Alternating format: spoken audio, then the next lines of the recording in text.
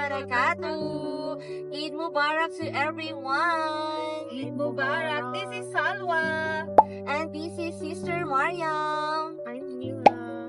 MashaAllah. MashaAllah, tabarakallah. Ayan, for today's video, wow, we want to share a little bit, we want to share today because Eid Mubarak, and Alhamdulillah because sama-sama kaming mag-pray ng Eid prayer, Sister Salwa and Sister Munira, and now we are on the way to Sister Amira.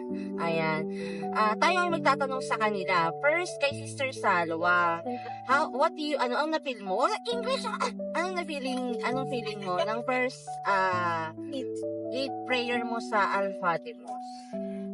I feel na sobrang overwhelmed. Alhamdulillah. And I was surprised that it's expect ko na konti lang pero sobrang dami pala. Alhamdulillah. Yun, hindi ko siya ma-explain. Basta I feel so grateful and happy. That's it. Alhamdulillah. Alhamdulillah.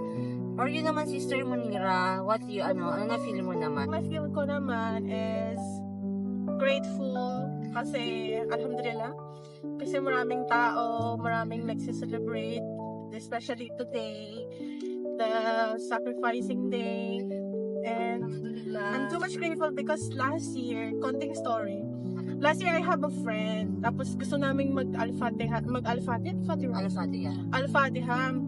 tapos hindi natuloy. Kasi Qadar Allah, that's the reason. Kasi this year, kasama ko pala sila. Alhamdulillah. New set of friends or sisters. Alhamdulillah. How about you, Sister Mariam? What do you feel? First of all, syempre, alhamdulillah. Kasi, ayun nga, Qadar Allah, napaka-grateful ko because I have 3 sisters now. You know, I have Sister Salwa, Sister Munira, and Sister Amira. Now we are on the way. Alhamdulillah, kasi dati ako ay, alhamdulillah, may mga kasama din akong sister, but now I have more sister. And then, alhamdulillah, kasi it's Qadar Allah ang aming pagkikita. Inshallah, mga sister and brother, ikikwento namin sa iyo ang aming mga journey. About sa mga isla, napaka-grateful ko. Sa group chat natin. Inshallah, soon ay may share namin sa inyo ang aming mga journey about Islam. How we embrace Islam. Yeah. How Islam is beautiful. Alhamdulillah. Ayan. Okay. We are on the way now to Sister Amira. Meron pa kaming isang sister. Nasa barangay. sa bahay. Sa barangay na. Assalamualaikum warahmatullahi wabarakatuh. This is Salwa. This is Amira. This is Mariam. And I'm Munira. Welcome to our podcast, Her Hijab Stories. Now we have the stories for Amira. Sister. No, we didn't finish. Tapos na ako. For you. No. And ano na feel mo yung nasa surrounded ka ng mga Muslim or Muslim? Iba, sobrang ibang iba yung feeling. Gaan sa pakiramdam. Tsaka, alhamdulillah. Ano pang tanong niyo? Ano yung parang Paano mo na feel na gusto mo maging mag-revert sa Islam? How, ano ang way? What's the reason behind it? Kasi nakikita ko sila the way worship Allah. Like that. Pero mas naano ko siya nung andito na ako kay Batak. Kasi ibang iba yung ugali niya. Lagi kami nagtutalk about kwentuhan about Allah.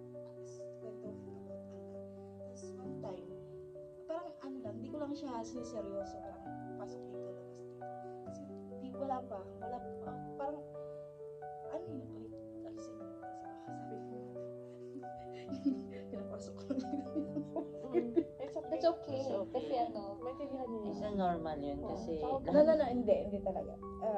At parang ano ko, sobrang interested talaga ako. Every time na nagkukwentuhan kami about Islam. Parang na-amaze ako kasi every time na nag-scroll ako, nakikita ko, like, ito yung pinag-usapan namin. Tapos, ito ko parang yung lahat ng sinasabi nila. Tapos hanggang sa parang, hindi naman siya everyday. Kapag minsan, sobrang stress ko. Tapos, ang lungkot-lungkot. Kasi yung mga time na like last year. Sobrang grabe talaga nangyari sa buhay ko. Iyak na ako, sis. It's okay. Yeah, it's okay. Sobrang grabe talaga Kasi yung yun yung, nangyari sa buhay ko. Tapos parang hindi ko na alam kung ano pa, kung ano, para saan na lang ako nabubuhay ganyan. Hindi ko na alam. Ang Tas- purpose mo. Try to look it for it. Tapos nagka-problema ako, sobrang laking problema. Tapos parang isang araw, nagising na lang ako. Parang ano, ganito yun eh. Nung bago ko i-message yung amo ko na mag-aan na ako, mag-i-islam ako. Umalis na siya nun. Pagkaalis niya nun, pinakinggan ko si Ustad yun eh. Ustad. Omar. Nakalimutan, pero patay na siya. Sumalangit na wang kanyang kaluluwa. Patay na siya, pero sobrang ano niya, Tagalog yung mga ano niya, yung inaano ko yung Ramadan 1, 2, 3, yung araw ng paghuhukom. Kasi sobrang haba nun. Malis na si madam noon nung time na yun. Tapos ako piniplay ko yung video about Islam. Yung sa araw ng paghuhukom nga. Tapos bumalik si madam nung time na yun. Bumalik siya nun. Tapos sabi ko, nagkwentuhan kami ulit sa Islam. Pero may feeling na ako, parang gusto ko nang sabihin sa kanya na gusto ko na magbalik Islam. Kadar Oo. Allah yan. Gusto ko na maganon. Tapos, nahihiya ako. Inano ako ng hiya talaga. Tapos, di bumalik siya. Tapos, nagkwentuhan ulit kami. Kwentuhan about Islam. Tapos, sabi niya nun, maalis na ako kasi malilate na ako. Tapos, sabi ko, bigyan niya ako ng sign. Bigyan mo ako ng sign bigyan mo ako ng sign kung ito na ba yung time na para magbalik Islam ako. Tapos nung araw na yun, binura ko lahat ng yung Facebook ko, Messenger ko, as in, binura ko talaga. Tapos message ako kay madam na gusto ko na ano ko yun sa'yo, di ba? Na gusto ko na, sabi ko, gusto ko mahanap yung peace of mind kasi sobrang gulo-gulo na. Tapos gusto kong patawarin yung lahat ng taong nagkaroon ng, kasi yung tatay ko rin almost 1 year na kami hindi nag-uusap. Gusto kong magpatawad kasi hirap na hirap talaga ako magpatawad kapag ano, kahit alam kong ako yung may kasalanan, ma-pride ako, gano'n. Tapos Tingnan mo naman kasi Allah ko ako. binaga ni Allah ang buhay Allah natin. ko ako. Tapos Allah, no, Allah, after Allah. nun, nung sinabi ko na yun sa kanya na gusto ko na magbalik Islam kasi gusto ko nga mahanap yung peace. Tsaka gusto ko kasing, tsaka alam niyo ba yun, parang nung before, hindi pa ako Muslim, wala talaga akong maintindihan. Sa totoo lang, pupunta ako ng simbahan, Naramdaman ko. wala lang. Tsaka sabi ko, ibang-iba kasi yung Muslim. The way they The way of sala life, worship. Hindi katulad sa atin, sa Katoliko before, na kahit nasa simbahan tayo, magchichismisan, may nakita tayo, manlalait, i-judge natin, pagchichismisan, di ba? Sabi ko, ibang-iba yung Muslim. Pag time ng sala, talagang nakatutok lang kay Allah.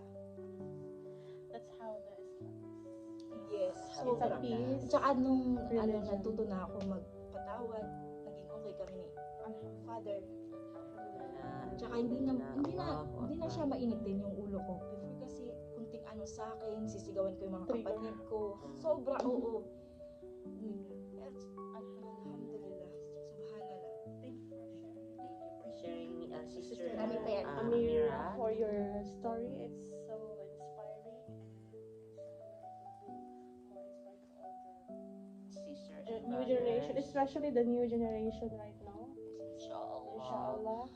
We will share a lot of story and journey to our life, inshallah. Inshallah. See you next time.